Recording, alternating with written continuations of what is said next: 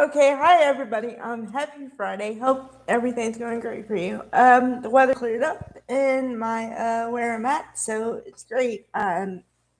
Great. I'm energized. I'm ready to go. Okay, so it's Friday and the soaps did not disappoint. All right. I have to make some mentions first. Danny came back to town, played by Michael Damian, and apparently he had played it in the 80s and then again in the late 90s, and they've used him every time they have Danny on in the script. So, okay. Um, all right. Today is a doozy. It tied up some loose ends. It cleared up some character things for me, and it's just I'm gonna throw everything at you. So I have no idea how long this video is gonna be, but you're being forewarned. All right. So okay, we start with Audra and Tucker in the coffee shop, and Crimson Lights.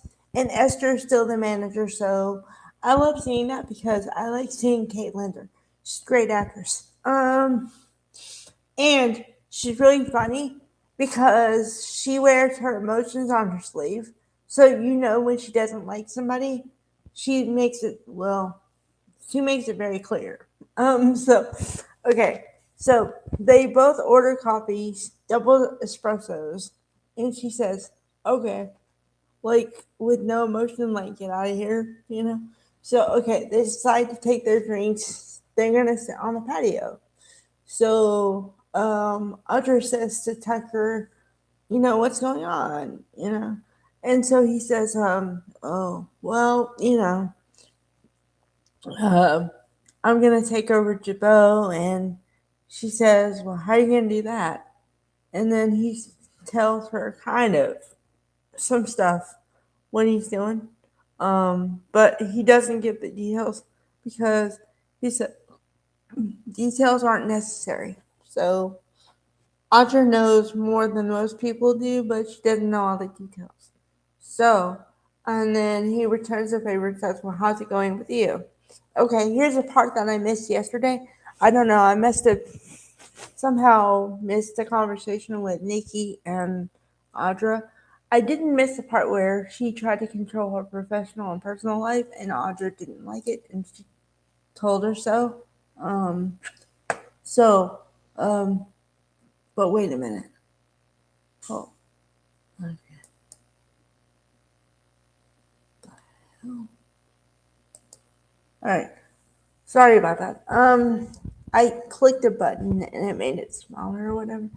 Okay. So anyway, okay. So she says, Nikki tried to control my life, and I told her that I didn't like it, and he says, so how did that go? She said, well, pretty good, because I think that she admired the fact that I didn't take anything from her. But then somewhere along the line in the conversation with Nikki yesterday, um, she offered to be a mentor to Audra. Okay, that's the part I missed. I didn't see that one coming. I don't know. I must have spaced out. Yeah, I don't know. Um, and then here's the crux of this. Okay, so Audra starts giving Tucker romantic advice, saying, well, I know what it looks like when you and Ashley were together, and whether you like it or not, and whether you want to believe it or not, she loves you. And he says, well, you don't know from personal experience. And then she goes deeper into it. She says, well, if you would allow yourself to get back in that place, I'm sure she would give you a second chance. And um, then he says, something. But then he says, after that, he says, well, love is overrated. He must have asked her, like, have you ever been in love? And she said, no. I thought I was one time, but I wasn't. And then that's when he says, love is overrated. So, okay, here's how we know where Tucker's head is at.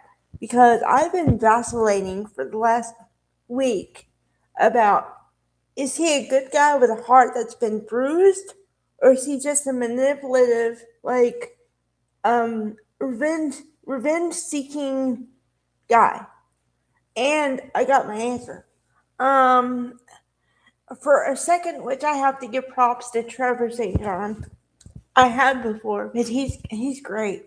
Okay, because in this one episode, I go from, oh, okay, he's a guy with a heart that's been really like broken, so give him some slack.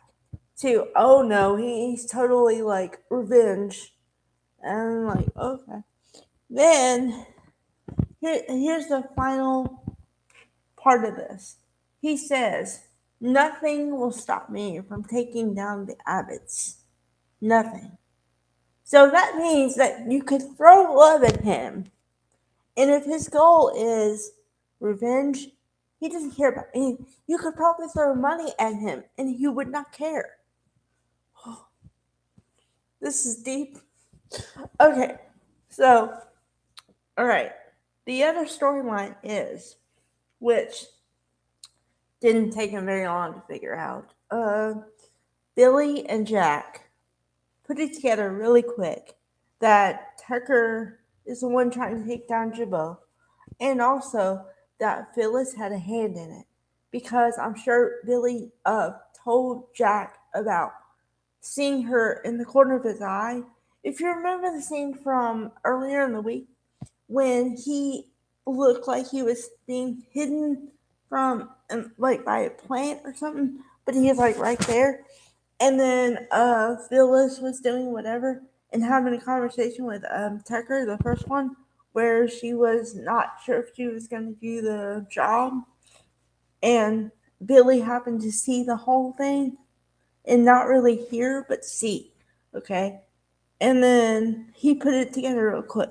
So what he did was he told Jack, and then they're both on the trail of Tucker was the main one, but then he got Phyllis to help him. And then Jack, you can tell that, well, I kind of feel bad for Michelle Stafford as Phyllis because, okay, you've got everybody, she said it herself. She's the pariah of Genoa City right now. Okay? That's one. Number two is everybody is suspicious of her. Everybody. But in their favor, they have a right to be. Okay? Like, everybody called her out. Danny said, you can go the right way, but you always take the easy way out. And she does. And then there was a moment when she was having, or they were going to have dinner together or whatever, and they're sitting at the table, and it's Danny, Daniel, and Phyllis. Okay? All right. So they're both calling her out and saying, you know, what's up? And then she says, good news, I was able to pay off my debts. And they go, well, how is that possible? Because last time you weren't sure how you're going to do this. And then she says, oh, no. I happened to get a fine where Jeremy Starks stashed my money. Total lie. She lied to her own family. This is not going to end well for her. This is not. Okay, everybody doesn't trust you anyway. Okay, but the way to like negate that, sort of, is to start telling the truth. And the more you tell the truth, the more people will realize that, okay, well, maybe she was in a tough spot, but I'll help her out. The more you lie, the deeper hole you dig for yourself. Okay, so there's that. Let's see. Okay, I got nothing on Kyle or Summer or any of that. I guess they're gonna do that next week. Um, I'm gonna go back into kind of like that's the end of the episode, pretty much. Okay, so then they show the teasers for next week, and it's gonna be good. I'm telling you, it's gonna be good because they got the situation with Mamie and Jill is gonna be figured out.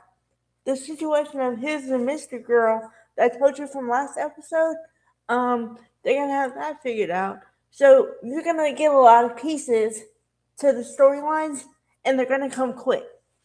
So I'll be here and I'll break it all down. But I'm excited because yeah, gonna be some there's gonna be some stuff, and the major storylines are gonna be progressed and resolved. So I'm excited. All right, guys. I'll come right back with a bold and beautiful, and all I have to say is wow. Okay, bye, guys.